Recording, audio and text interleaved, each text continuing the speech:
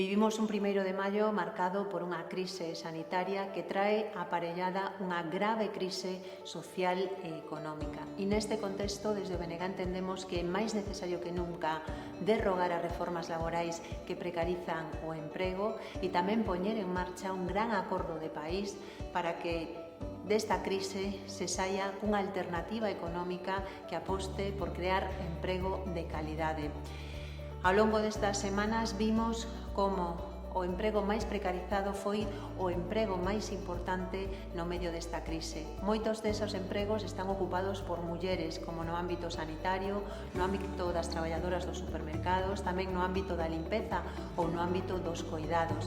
E creemos que unha das leccións que nos deixa esta crise é que temos que acabar coa precariedade que hai nesos segmentos laborais e para iso tamén é necesario que esta perspectiva se poña en marcha a partir dos grandes acordos que teñen que darse. Estamos ante un 1º de maio excepcional, ante unha situación de confinamento e non podemos permitir que se confinen os nosos dereitos. Hai que traballar por unha alternativa social para facerlle frente á crise do coronavirus e facelo confiando nas posibilidades e nas potencialidades que ten Galiza.